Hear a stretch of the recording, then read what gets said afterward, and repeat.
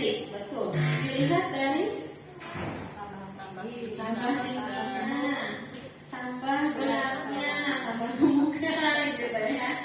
Kemudian tambah lingkar lengannya, tambah lingkar kepalanya. Ya, mungkin kalau anak yang 5 tahun ke bawah masih bisa masih bisa dilihat saat posyandu gitu, sebulan sekali ya di posyandu. Nah, itu berkaitan dengan pertumbuhan. Sedangkan berkaitan dengan perkembangan itu adalah hal yang dia menyasar bagian psikologis. Kadang kita ngehnya ya udah fisiknya aja, yang penting dia nggak stunting misalnya gitu ya, yang lagi hit sekarang. Nah, sedangkan perkembangannya mungkin kadang juga kita luput dari itu, sehingga orang tua di sini perlu paham bagaimana sih sebenarnya perkembangan dari putra-putri kita, gitu ya. Jadi perkembangan ini lebih ke proses perubahan psikologis seseorang, baik secara mentalnya maupun secara perilakunya. Gitu. Contohnya di sini ada perkembangan motorik, kita sudah paham ya, ada motorik halus, ada motorik kasar. Kemudian juga perkembangan kognitif. Kalau perkembangan kognitif berkaitan dengan kemampuan berpikir, ya. Kemudian juga ada perkembangan bahasa. Nah, ada perkembangan sosial emosi dan juga ada perkembangan agama. Nah, untuk kali ini saya diminta sharing berkaitan dengan perkembangan sosial emosi ini. Yang kadang itu kalau saya setelah menjadi orang tua gitu, menghayatinya tuh kayak, aduh, teori ini seperti ini kok kayak gampang, tapi penerapannya ya gampang-gampang susah gitu ya. Anak tantrum harus diapain, anak minta apa-apa harus gimana kalau kitanya sedang tidak bisa memenuhinya gitu kan. Nah, itu kan sesuatu tantangan bagi kita karena tiap anak juga itu berbeda ya. Dan ini di slide selanjutnya bisa dilihat ada perkembangan sosial. Meskipun memang perkembangan sosial emosi ini dia saling berkaitan ya, tetapi kita bisa dilihat untuk perkembangan sosial ini merupakan proses belajar anak dalam menyesuaikan diri dengan norma, moral, dan tradisi dalam sebuah kelompok. Jadi sosial ini lebih kepada apa ya? Bahasa awamnya. Perkembangan sosial, interaksi ya, interaksi sosial. Gimana sih cara berteman sama orang gitu ya? Gimana sih cara kalau aku ketemu sama ibu guru? Gimana sih cara kalau misalkan aku apalagi ya interaksi sama orang tua misalkan di rumah, ya itu kaitan dengan perkembangan sosial. Mampu nggak si anak ini menyesuaikan diri di lingkungan sosial sesuai dengan norma yang berlaku? Gitu. Kalau misal dia bisa menyesuaikan diri dengan di lingkungan sesuai dengan norma aturan yang berlaku, dia bisa dikatakan bahwa perkembangan sosialnya adalah baik, bagus. Tapi kalau misalkan anak ini bisa interaksi gitu ya dengan lingkungan, dengan teman-temannya, tapi ketika temannya lagi diam terus dia jahil, pukul dan lain sebagainya, berarti kan itu ada apa di situ? Penerapannya norma sosial mungkin bisa jadi tidak sesuai gitu ya. Nah, perkembangan sosial anak ini sangat dipengaruhi oleh proses pola asuh ya, tentunya pola asuh dari orang tua terhadap anak dalam mengenalkan berbagai aspek kehidupan sosial dan norma masyarakat. Ya iya Bu ya, karena dunia anak itu yang pertama itu kan di rumah. Orang lahir di rumah gitu ya, ketemu orang tua, ketemu keluarga. Berarti lingkungan sosial yang pertama mereka hadapi adalah lingkungan keluarga. Nah, jadi lingkungan keluarga ini yang menjadi salah satu fondasi bagaimana memberikan nilai, aturan, norma, baik itu norma agama maupun norma sosial kepada si anak. Ya. Sedangkan norma-norma yang dari sekolah, kemudian norma lingkungan itu adalah norma yang menyusul, ya, menyusul ketika si anak ini biasanya di 3 tahun ya, 3 tahun, 4 tahun dia kan udah mulai tuh ke lingkungan sekitar, udah mulai masuk TK. Berarti kan dia norma aturan sekolah nambah lagi ke dia.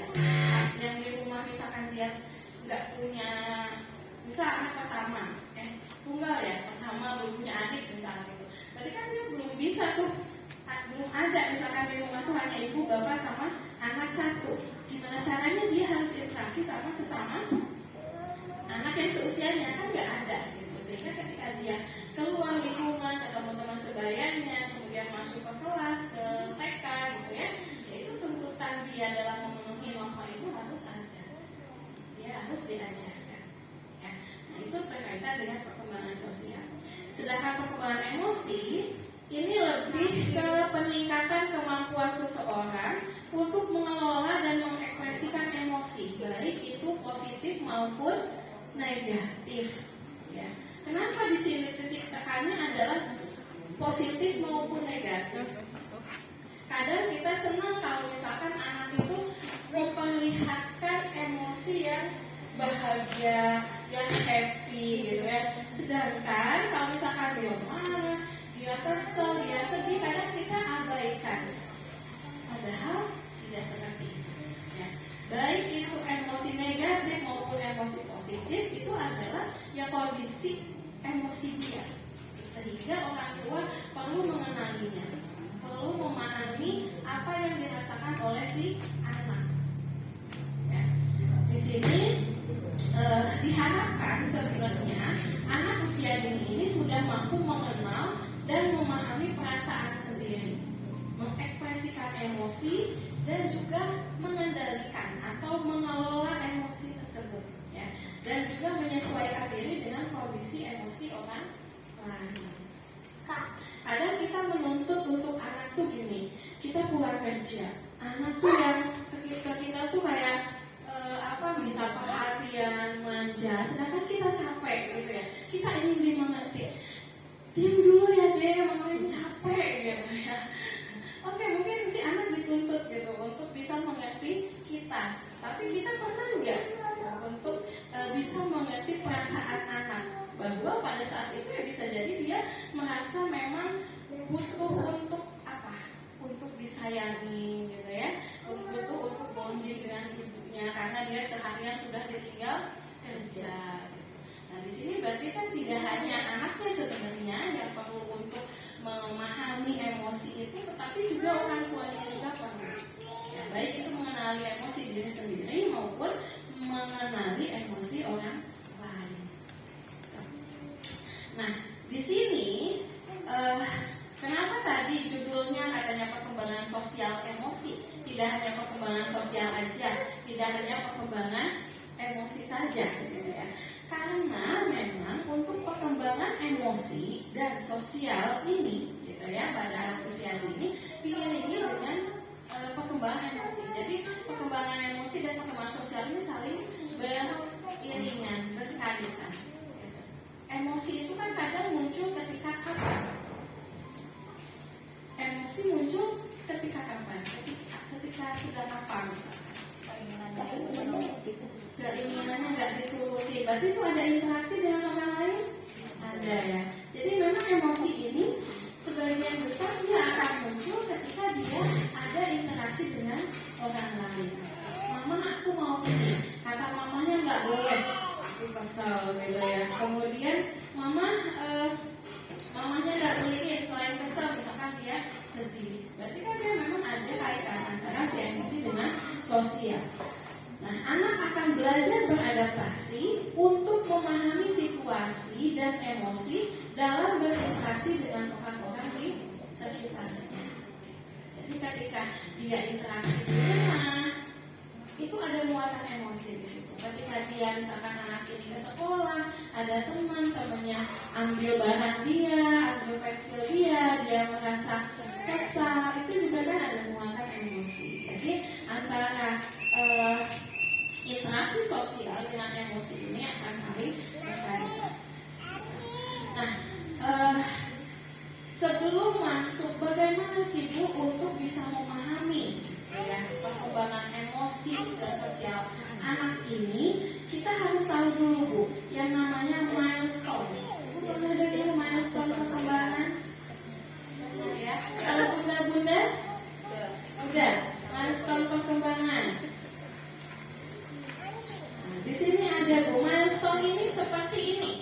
Tugas perkembangan yang harus anak miliki pada usia tertentu, gitu ya. Usia 1 tahun ya, kayak kalau misalkan yang bisa terlihat jelas itu perkembangan motorik ya. Usia 6 tahun udah duduk sendiri. Usia 6 bulan. Kemudian 8 bulan dia harus sudah bisa merangkak. 9 bulan, 10 bulan sudah bisa berdiri. Sehingga 1 tahun biasanya ada anak yang sudah bisa berjalan, gitu ya. Nah, itu adalah milestone perkembangan atau tahap perkembangan pada anak. Tetapi jangan dikira milestone ini hanya pada anak-anak ya Bunda ya. Kita juga sebagai orang dewasa itu ada milestone. Ada dewasa awal, dewasa madya, sama dewasa akhir, gitu ya. Saya ini 34 tahun, dewasa apa ya? Tapi saya alhamdulillah syukurnya masih dewasa awal Bu. Karena dewasa awal ini di usia 22 tahun sampai 40 tahun. Kalau di atas 40 tahun, 40 sampai 60 itu dewasa madya, dewasa tengah. Kalau di atas 60 berarti itu dewasa akhir atau yang sering kita sebut sebagai lansia. Nah, itu pun kita punya gitu ya milestone-nya gitu. Nanti ibu-ibu Bunda bisa pilih aku sebagai orang atau apa ibu usia berapa tahun, maksudnya dewasa madya, dewasa apa, nanti milestone-nya apa aja ya, tugas perkembangan apa yang sudah saya selesaikan di tahap ini. Karena biasanya ketika tahap perkembangannya ini tidak terpenuhi, maka itu akan ada masalah. Begitupun pada anak ya. Contohnya ini saya mencantumkannya dari 4 sampai 6 tahun saja ya. Bisa dilihat, oh yang 6 tahunnya kayaknya nggak ke print ya. Ada nggak?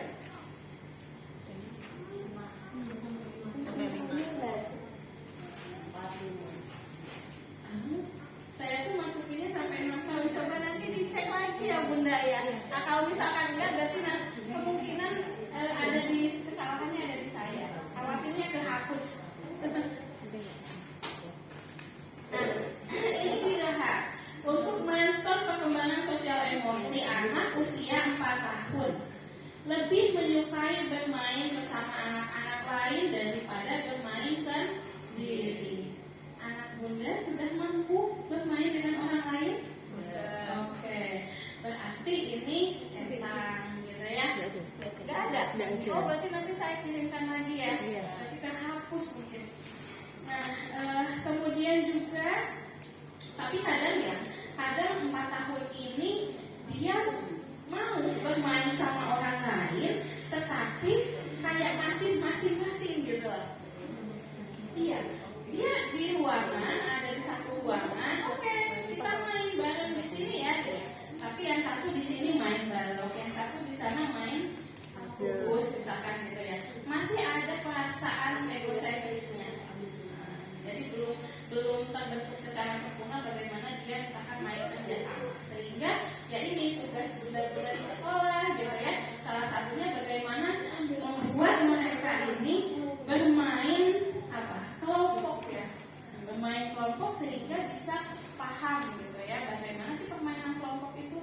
Contohnya di sini apa ya yang dikasih permainan kelompok? Itu gimana? Bermain peran. Oke.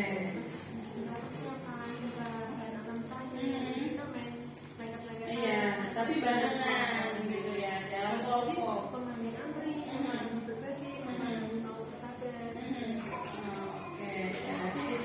Anak diminta untuk bisa interaksi dengan orang lain ya.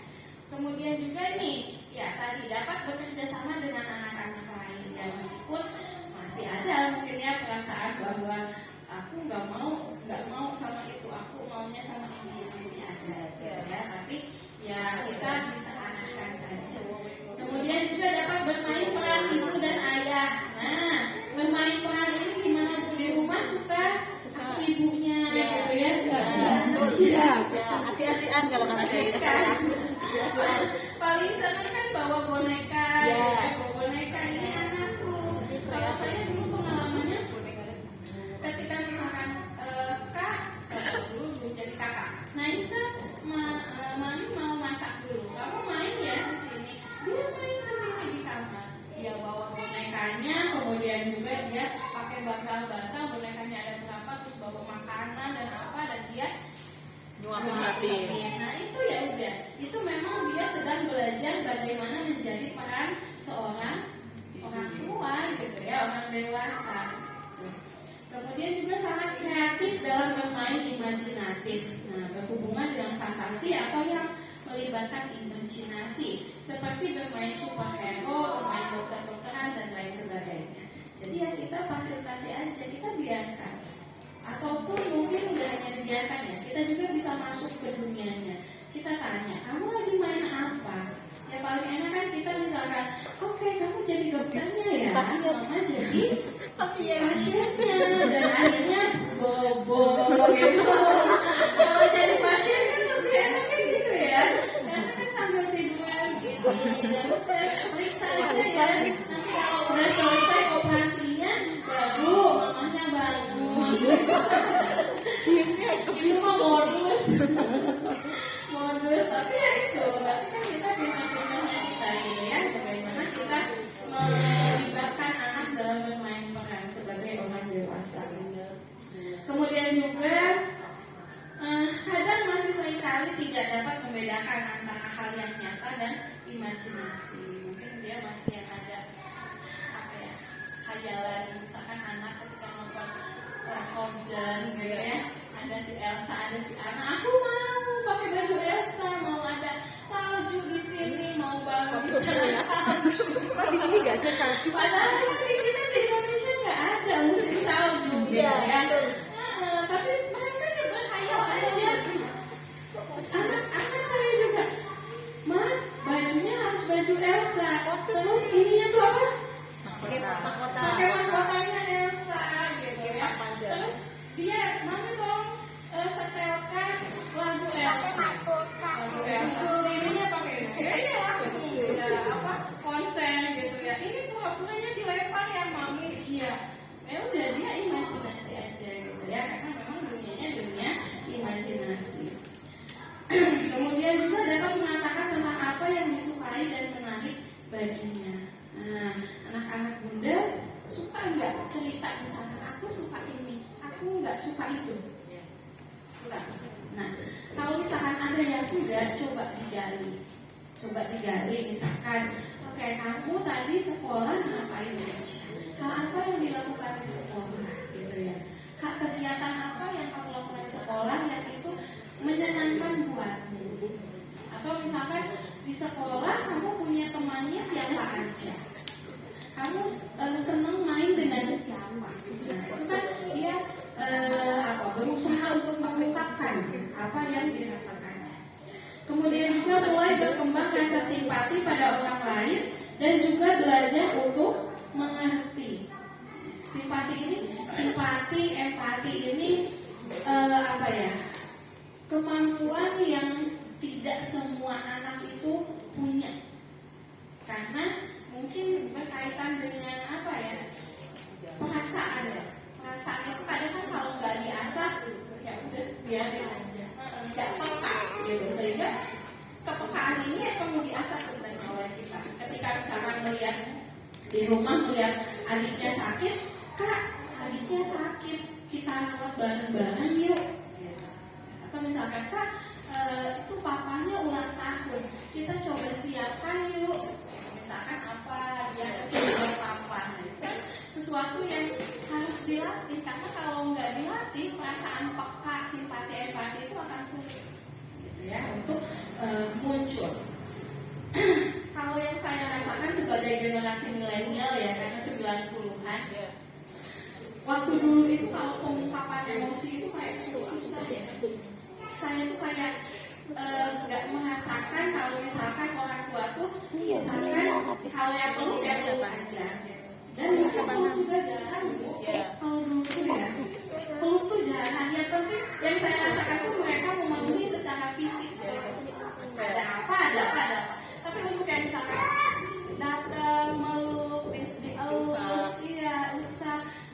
I love you, sayang, itu kayaknya hal yang susah.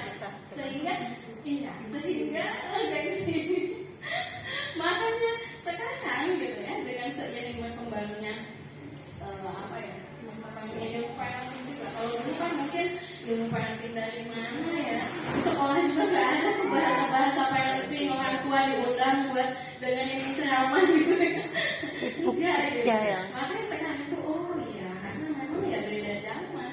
Dulu kita yang zaman milenial merasakan hal tersebut semampunya tidak terjadi lagi kepada anak kita gitu, sehingga kita benar-benar bisa lebih dekat dengan anak, mengungkapkan apa yang kita rasakan ke mereka, sehingga mereka pun ya bisa mengungkapkan emosi.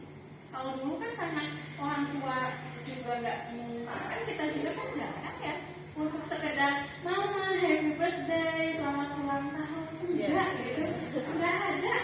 Orang tua pun gitu ya, orang tua pun ke kita tuh kalau ulang tahun kayaknya biasa-biasa aja gitu. Sehingga mungkin ya itu pembelajaran dari situ bahwa kalau misalkan anak mau paham tentang kondisi emosinya, mau mengekspresikan emosinya secara tepat, berarti ya kita juga perlu memperlihatkan gitu ya, perlu melatih perkembangan emosi itu ya. Nah, kemudian itu di anak usia 4 tahun. Sekarang di anak usia 5 tahun. Di 5 tahun ini biasanya anak mampu bermain dalam kelompok yang terdiri dari 2-5 orang. Nah, 5 tahun ini dia sudah mau tuh main, misalkan kalau zaman sekarang masih ada nggak congklak atau apa yang galangan itu? Dakon itu yang gimana? Dakon yang bulat-bulat. Congklak itu dakon ya. Kan itu kan harus giliran. Atau mungkin permainan apa kalau sekarang? Eklek. Nah, kalau dulu tuh apa sih? Maksudnya kan banyak ya yang dia tuh harus bareng dalam kelompok tersebut gitu ya, tim gitu. Makanya di sini memang 5 tahun itu harus sudah bisa main dalam satu kelompok, menunggu giliran, sekarang aku, terus nanti kamu, kemudian kalau aku kalah berarti aku harus ngocok gitu ya. Nah itu sudah bisa dilakukan atau dikuasai oleh si anak usia 5 tahun. Kemudian juga bermain dengan teman hayalan. Nah, ada enggak putra-putri bunda yang dia memiliki teman hayalan? Enggak ada sih kayaknya. Belum. Kalau masih usia dini, teman hayalan ini masih boleh kok gitu. Dia misalkan aku punya temanku itu dia punya rambutnya lurus, ya mungkin dia yang suka ngobrol sama dia kalau lagi main boneka-bonekaan gitu ya. Nah, tetapi kalau misalkan sudah yang masuk SD, dia kan udah agak besar ya. Maksudnya interaksi sosialnya itu kan udah luas gitu. Ketika dia masih punya teman hayalan, nah itu yang perlu dicurigai gitu. Kenapa dia?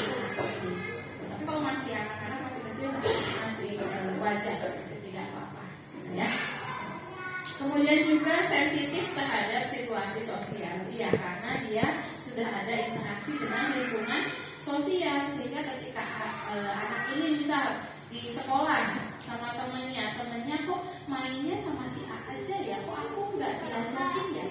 Nah, anak tuh udah punya perasaan seperti itu, ya, perasaan cemburu.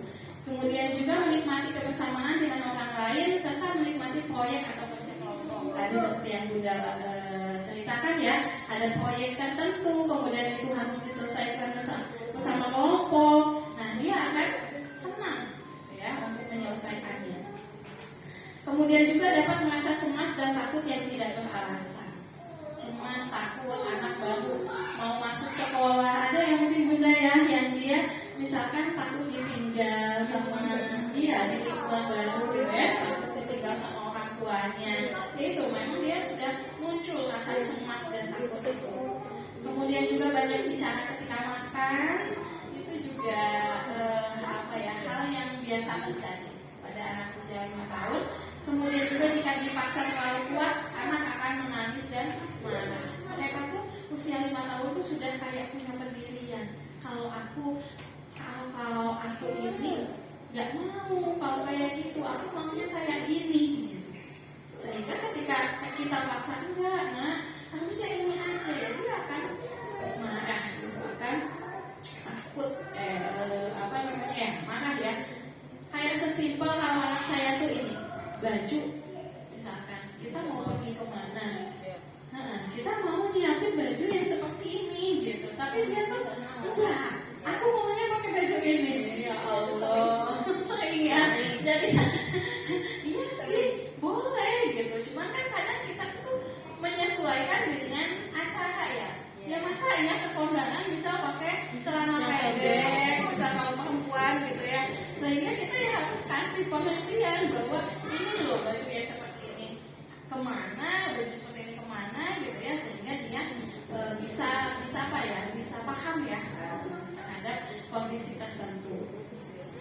Kemudian juga lebih mandiri dalam mengatasi perasaannya, tidak langsung mencari rasa aman pada ibunya. Ya bisa jadi ini kalau di sekolah, bisa dia dia mungkin kesel sama temennya, tapi ketika ditanya sama ibunya, tadi di sekolah ngapain aja, tapi dia lebih milih untuk menyembunyikan, nggak mau bercerita gitu ya.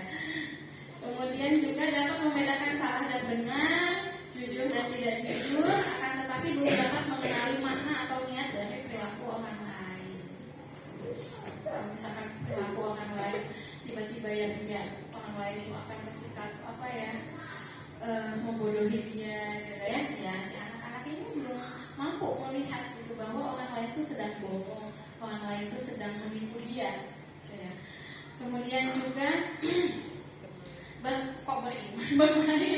bermain tadi ya, dress up tuh ya tadi pakaian, kemudian boneka, ganti baju boneka. Kemudian juga menirukan orang dewasa dan juga mencari pujian ya, keinginan anak ya untuk dipuji. Kadang dia, mami aku dapat nilai 100, bagus nggak? Seperti itu mereka memang butuh pujian ya dari kita. Nah itu untuk milestone perkembangan sosial emosi anak usia 5 tahun. Mohon maaf, berarti ini untuk 6 tahunnya PR ya. Tadi tuh ada ya, aku kehapus mungkin. Kehapus sebelum dikirim, tapi ada.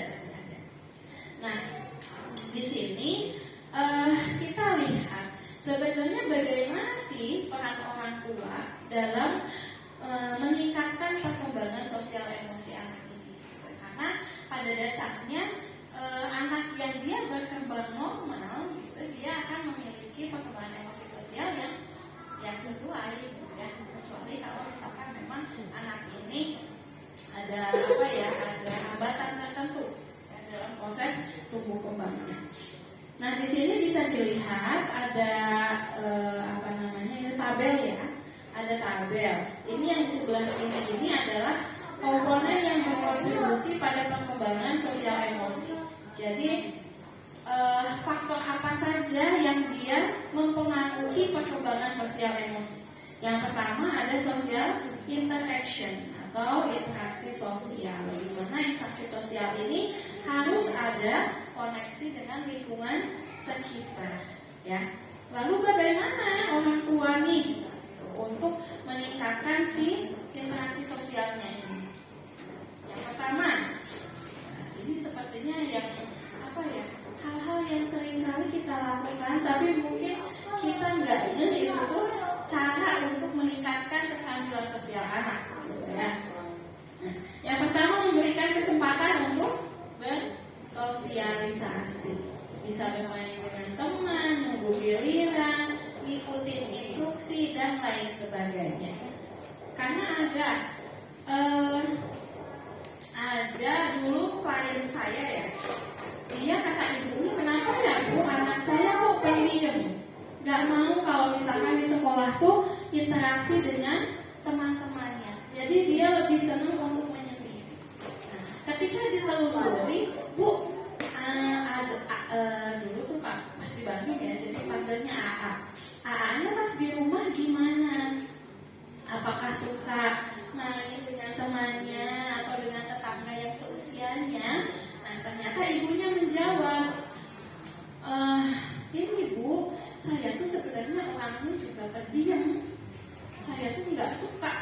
nggak suka kalau misalkan di rumah itu harus interaksi keluar rumah, interaksi dengan tetangga sekitar, terus membiarkan anak main dengan anak tetangga. Ya saya lebih senangnya di rumah aja. Kalaupun ada yang ke rumah itu paling saudara.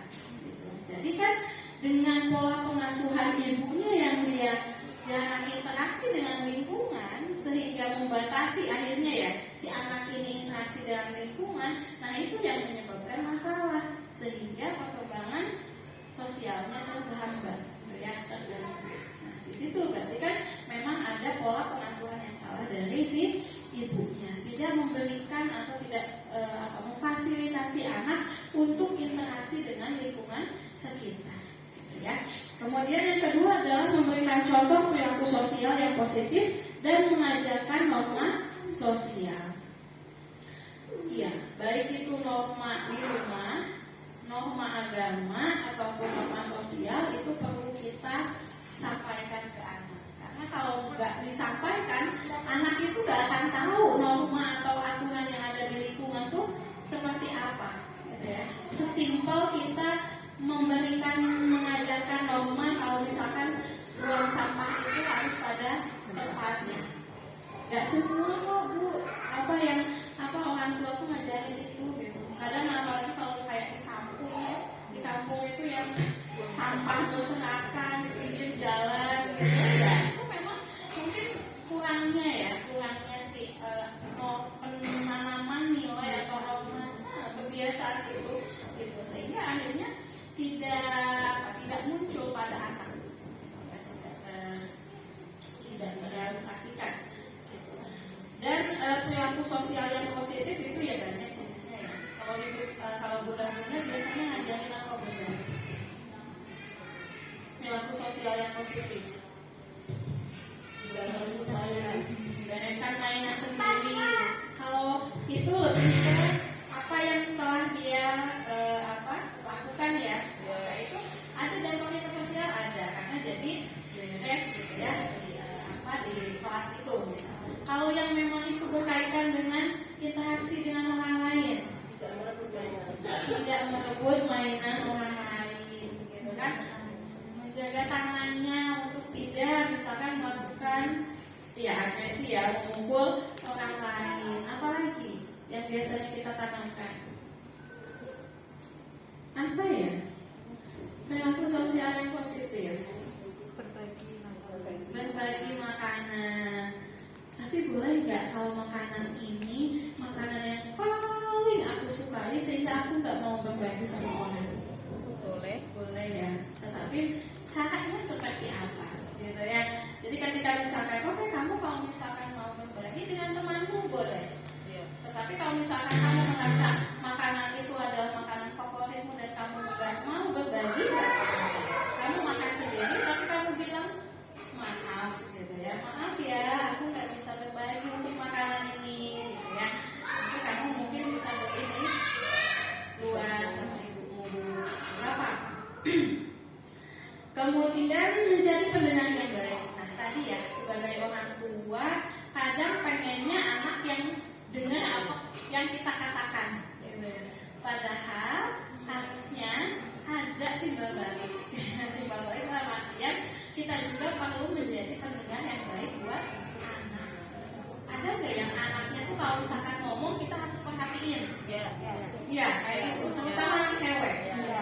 Kalau anak cowok sih kayaknya dia ngomong apapun juga biarin aja, ngomong mama sambil apa juga gak apa-apa ya. Tapi kalau anak perempuan ya, anak saya juga dua-duanya anak yang pertama tuh gitu kan. Ketika dia ngomong, mama aku mau cerita, aku gini gitu. Kalau ditanya sambil ngapain, takut-takut. Pengennya anak perempuan itu fitrahnya seperti itu, pengennya didengerin. Sehingga ya di sini peran kita sebagai ibu gitu ya untuk bisa mendengarkan apa yang anak kita sampaikan, baik itu berkaitan dengan mungkin gagasan-gagasannya, pemikirannya, atau mungkin tentang perasaan-perasaannya gitu ya, sehingga kita bisa paham tentang kondisi mereka. Nah, itu berkaitan dengan interaksi sosial. Kemudian selanjutnya ini adalah emotional awareness atau kesadaran emosi. Jadi kalau misalnya misalkan anak kita pengen punya kemampuan sosial emosi yang bagus, anak ini harus bisa sadar, harus bisa aware terhadap emosi yang dirasakannya, gitu ya. Jadi anak perlu mengenali dan memahami kondisi perasaannya. Nah, contohnya seperti apa yang kita lakukan? Yang pertama adalah mengajarkan dan melatih anak untuk mengenali, memahami, dan mengelola emosi. Kita suka nggak ngajarin anak, misalkan kalau senang itu seperti apa, sedih itu seperti apa, marah itu seperti apa? Suka nggak ngasih tahu? Enggak, karena kita nggak ngerti ya. Taunya kalau dia nggak nurut gitu ya, ya udah dia nangis gitu kan. Nah, sebenarnya anak itu harus dibekali pengetahuan tentang berbagai jenis emosi. Karena emosi itu tidak hanya senang dan sedih ya. Di senang itu kan ada bangga, ada bahagia, ada puas, ada apa lagi ya? Banyak ya terminnya. Kemudian di sedih juga kan ada sedih, ada kecewa, ada apa lagi yang biasanya ada di anak-anak yang sedih itu. Sehingga jenis-jenis perasaan yang banyak ini ya, perlu untuk anak-anak pahami, kenali. Setelah dia tahu, oh kalau senang itu seperti apa, sedih itu seperti apa, kecewa itu seperti apa, dia kenal dengan emosi-emosi tersebut, dia pahami gitu ya, sehingga dia akan tahu bagaimana cara untuk mengekspresikan emosi tersebut. Gitu. Kalau pengalaman saya dulu waktu naik pas kecil itu dari usia 2 tahun kan, diajarkan kalau yang paling gampangnya itu pakai buku, kan ada buku emosi. Nah, buku pakai emot ya, emoticon misalkan, kalau misalkan seperti ini bibirnya ke atas, itu tuh ini lagi senang. Coba kamu tirukan senang itu seperti apa? Kan? Atau ketawa. Kemudian ada gambar sedih. Sedih itu mulutnya ke bawah kayak gini. Ini namanya sedih. Terus kita tanya, kira-kira sedih itu kalau kamu kenapa ya? Kenapa kita merasakan sedih? Atau karena apa kita merasakan sedih? Kalau misalkan dia nggak tahu, misalkan kenapa ya aku sedih, kita bisa jelaskan. Iya, kamu misalkan kalau sedih itu bisa ditinggal mama di kantor, atau ditinggal ayah, atau apa. Jadi dia tahu ada emosi itu, kemudian penyebabnya apa, kemudian apa yang harus dilakukan dengan emosi sedih itu. Ya, karena kalau misalkan sedih boleh ya, sebenarnya kan boleh gitu. Cuman reaksi sedihnya itu yang seperti apa. Boleh sedih, tapi nanti kamu bisa melewati sedih itu. Misalkan kamu bisa dengan bermain, bisa dengan baca buku dan lain sebagainya, sehingga akhirnya sedih itu bisa hilang. Kemudian juga kayak marah, boleh marah? Boleh kok gitu, itu kan emosi yang harus dikeluarkan. Tapi cara marahnya ini yang seperti apa? Kita yang kasih tahu. Kalau misalkan emang anak ini dia lebih banyak agresi, kayak apa, fisiknya tuh kuat gitu ya. Oke, kalau kamu marah boleh kamu pukul, tapi jangan pukul orang. Kamu pukul apa? Bantal gitu kan, kamu pukul boneka, ya nggak apa-apa, disalurkan. Nanti kamu kalau misalnya udah merasa lebih lebih puas gitu ya, sudah lebih ini tenang, lega, ya sudah. Nanti seiring berjalannya usia juga dia akan lebih tahu kok bagaimana cara mengontrol emosi yang sesuai dengan kondisi dia. Ya. Kemudian juga memberikan dukungan emosional dan penghargaan. Ya, kita sebagai orang tua harus bisa paham ya kondisi emosi yang dirasakan si anak ini. Kemudian yang ketiga ini ada self regulation atau regulasi diri, berkaitan dengan bagaimana cara mengelola emosi dan juga perilaku. Ya. Contohnya mengajarkan anak untuk menenangkan diri. Kalau saya juga ke anak gitu, kalau misalkan kakak kalau lagi marah atau lagi deg-degan, kamu tarik nafas, kemudian buang nafas, gitu ya. Jadi kita ngajarin bagaimana ini bisa menenangkan diri sendiri. Kemudian juga mendukung anak dalam menghadapi konflik. Mendukung anak dalam menghadapi konflik ini bukan berarti ketika anaknya mukul orang kemudian kita ya udah pukul balik ya gitu ya. Tidak seperti itu, tetapi lebih bagaimana ketika dia menghadapi konflik, kita sebagai orang tua ada sebagai penengah. Oke, kamu sudah dipukul, terus kamu perasaannya seperti apa? Atau misalkan anak kita yang memukul, kamu mukul orang lain, terus anak orang lain itu seperti apa? Iya, sedih, sakit. Oke, gimana kalau kamu ada di posisi dia? Kamu yang dipukul, apakah akan merasakan hal yang sama? Iya, misalkan. Jadi kita membantu si anak gitu ya untuk menghadapi konflik-konflik tersebut.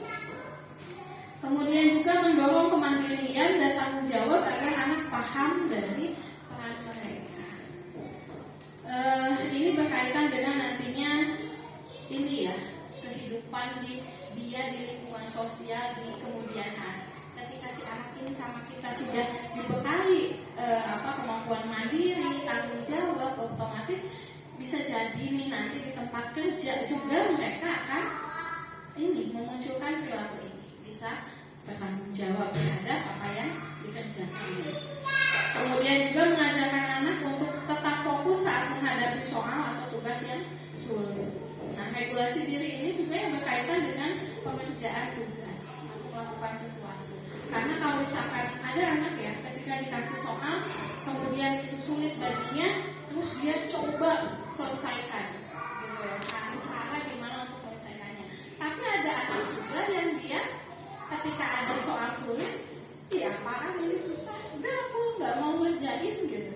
Berarti kan memang regulasi dirinya dia kurang gitu untuk bisa menyelesaikan sesuatu yang dia tidak mampu untuk menyelesaikannya. Sehingga kita harus mengajarkan dia bagaimana ketika dia berada pada posisi yang sulit. Itu adalah perannya ya, peran orang tua adalah meningkatkan ketahanan sosial emosi anak. Dan ini terakhir dari saya mengutip dari Bapak Abdul Rahman Asyadi, katanya ini juga mengingatkan saya juga ya sebagai orang tua. Manusia yang paling utama mendapatkan kebaikanmu dan yang paling berhak mendapatkan perbuatan baikmu adalah anak-anakmu, karena sesungguhnya mereka adalah amanah yang Allah letakkan di sisi. Jadi jangan sampai kita ke orang lain berbuat baik gitu ya, santun gitu ya, tetapi ke anak kita sendiri galak, cerewet, ngomelin terus tiap hari gitu ya. Nah itu kan berarti tidak sesuai gitu ya. Karena memang penanaman nilai kemudian pengajaran tentang emosi ke anak itu ya kita sama-sama belajar sebenarnya gitu ya. Kita nggak hanya nuntut anak untuk belajar, tapi kita juga ya belajar gitu bagaimana untuk menghadapi si emosi anak itu. Sekian Bunda, terima kasih. Assalamualaikum warahmatullahi wabarakatuh. Alhamdulillah, demikian pemaparan kajian parenting 2023 tadi. Untuk ayah bunda yang ingin mengajukan pertanyaan, monggo bisa Kalau misalkan mau sharing pengalaman ayah bunda, juga mau bertanya tentang parenting ini. Bunda Feti di sini bunda, masih free ya bunda? Kalau sudah di ruangan itu keluar berbayar. Iya, berbayar dan berbatas ya bunda. Gak bisa tidak tanggung jawab. Oke, iya. Saya terbuka untuk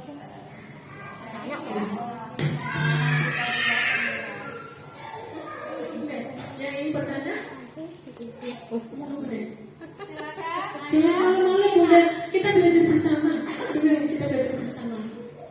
Jadi orang tua harus belajar terus. Ayahnya Monggo bunda, ayah Mas Nabil. Nggih. Kalau mau bertanya, Oke, kalau gitu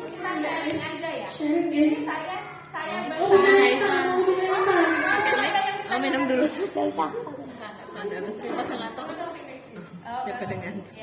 Tadi pakai mic aja, ini store. Iya. Live aja. Biar takut. Assalamualaikum saya. Apa ya? Apa ya? Tak mana? Iya tak.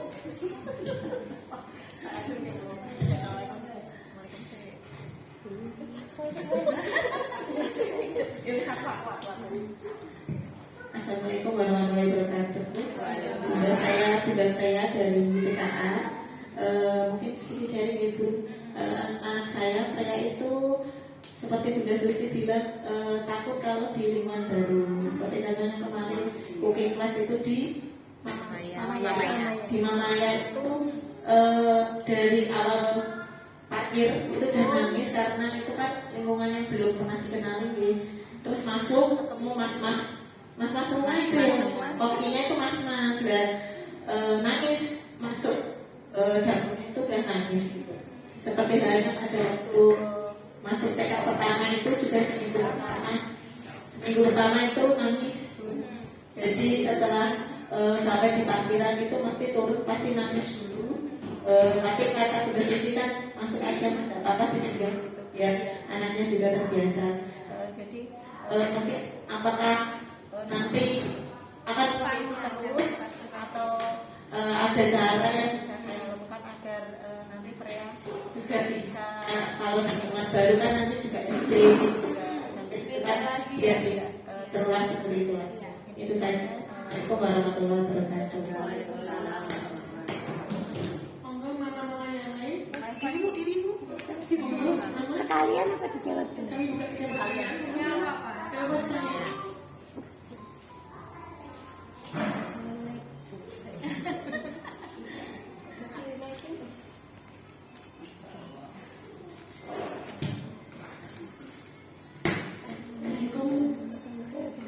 Waalaikumsalam warahmatullahi wabarakatuh. Iki belum. Bisa. Saya bundanya Haifa Eva. dari TKA. Tadi menyangkut yang usia dia. Yang dewasa. Dewasa. Sedangkan usia kayak saya kan pikirannya udah beda karena itu anak nomor 3. Beda nomor sama anak nomor 1 mungkin. Kadang pekerjaan rumah dan capek.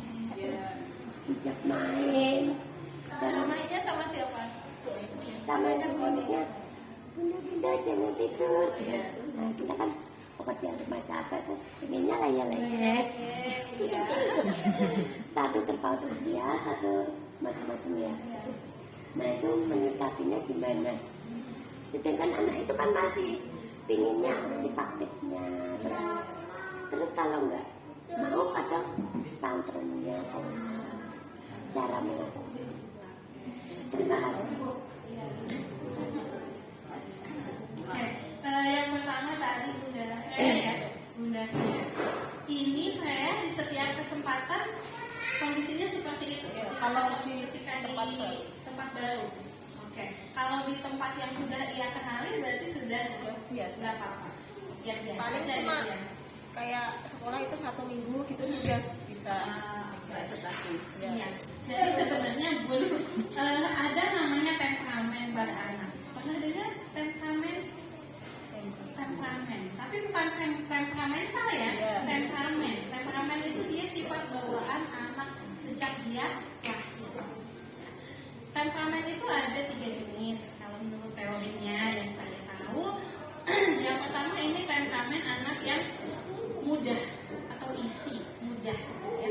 Yang kedua ada anak yang dia slow to warm up. Jadi lama panasnya gitu istilahnya, harus ada pemanasan dulu gitu. Yang ketiga ini adalah anak yang temperamennya itu difficult atau sulit. Anak dengan kriteria 3 ini itu akan berbeda-beda perilaku yang munculnya.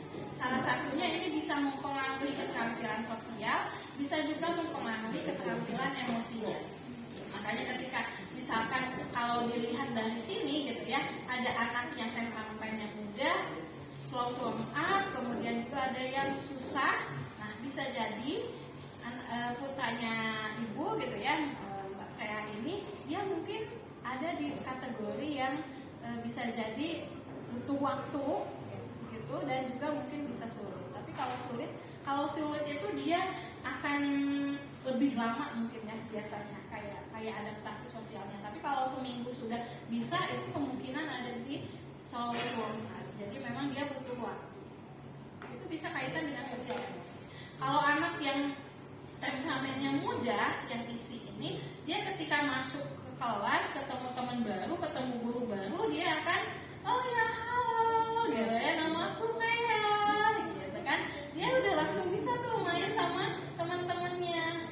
Dan juga bisa kayak tadi, ke outing kelas, ke tempat apa, langsung tuh, om ini apa namanya, ini aku mau ngapain, dia akan langsung interaksi. Tapi kalau yang tipenya slow warm up, dia perlu untuk waktu gitu, untuk bisa menyesuaikan. Jadi ketika datang, gimana nih? Ada mulai perasaan cemas, perasaan takut gitu ya. Kemudian juga dia lihat-lihat dulu lingkungan sekitar. Gitu. Ini apa ya? Ini aku mau kemana? Aku mau diapain? Gitu. Jadi dia lebih waspada. Tapi kalau anak yang susah itu dia emang pas datang pun bisa jadi langsung udah nggak mau interaksi gitu kan. Ya udah susah aja gitu untuk diarahkan gitu ya. Tapi kalau misalkan kayak ini mungkin bisa jadi dia butuh waktu untuk bisa beradaptasi dengan lingkungan. Sehingga apakah ini akan terbawa sampai dewasa, bisa jadi kalau dia tidak diberikan pengarahan yang baik gitu ya, ketika akan masuk ke lingkungan baru. Sehingga apa yang harus kita lakukan? Bisa kita harus sounding dia dulu Bu, sebelum kegiatan apapun itu yang melibatkan interaksi dengan orang yang baru. Sekecil misalkan ketemu sama saudara yang jauh, nggak pernah ketemu, meskipun ini saudaraku, ya iya kita tahu dia saudara, kan anak nggak pernah tahu gitu ya, anak nggak pernah ketemu, sehingga kita dari malamnya atau dari 2 hari sebelumnya, 3 hari sebelumnya kita kasih tahu, dan nanti akan ada saudara yang datang, anaknya itu 2, ada yang seusia sama kamu sepantaran, ada yang nanti kamu boleh kok main sama dia gitu ya. Nah itu bisa disounding setiap hari.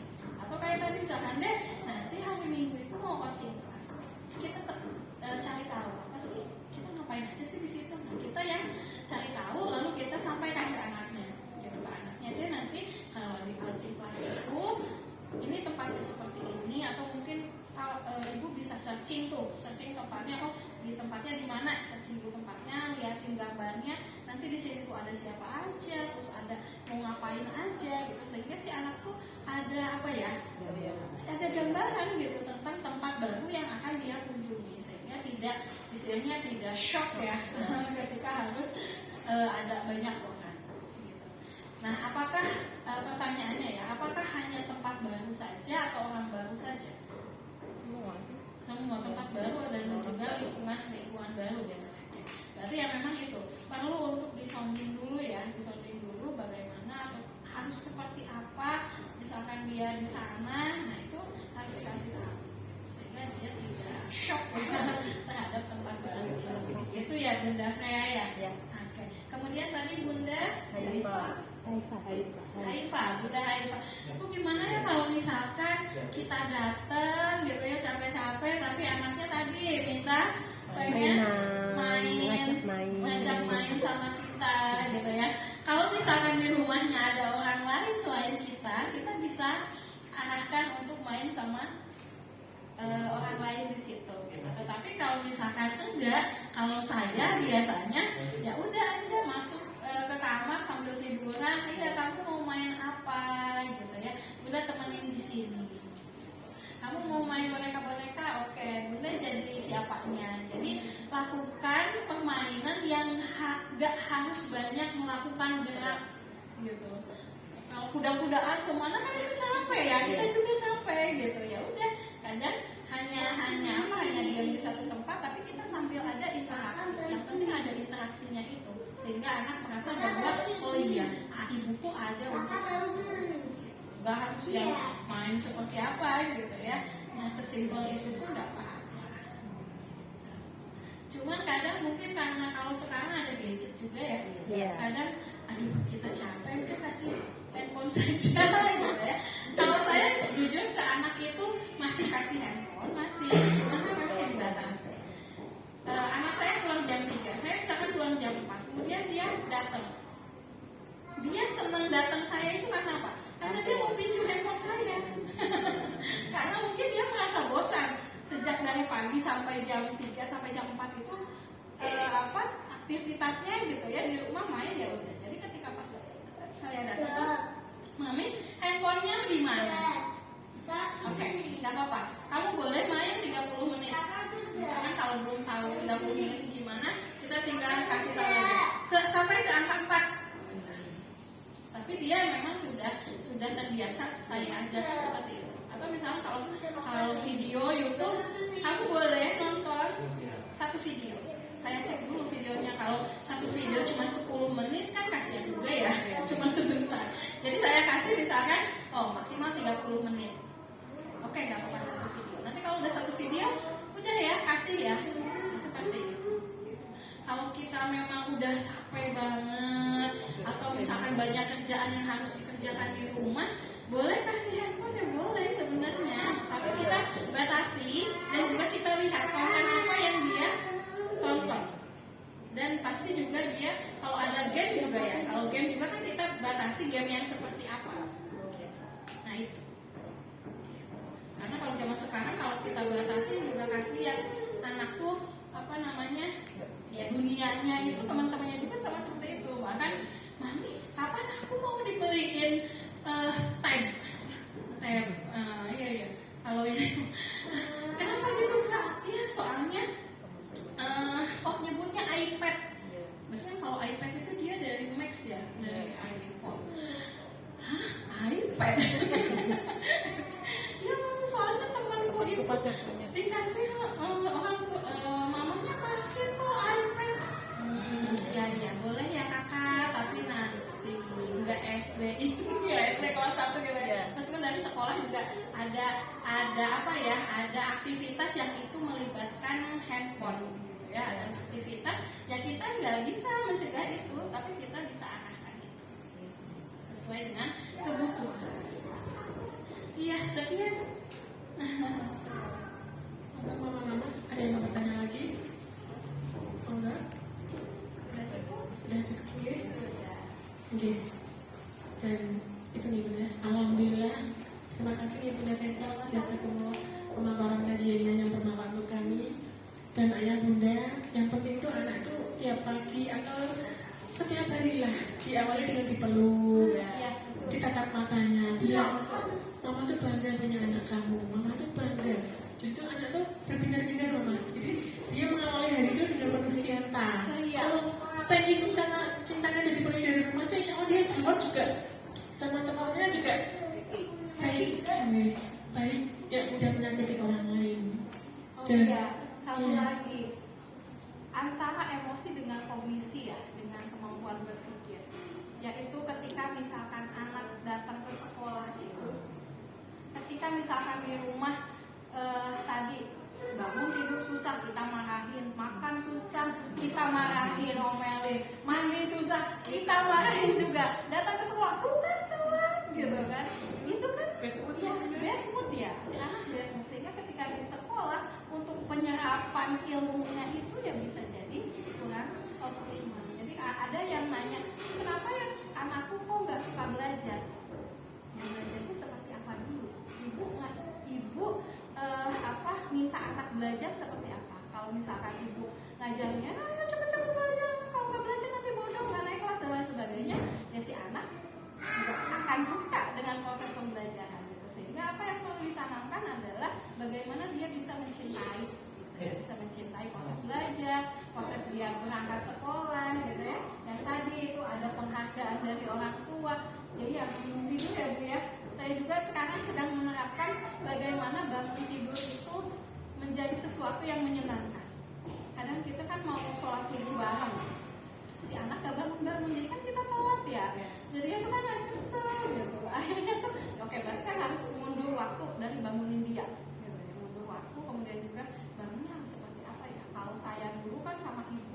di rumah tuh apalagi sama nenek ya, kalau mau subuh tuh dibangun itu ayo bangun gitu, diapain gitu ya.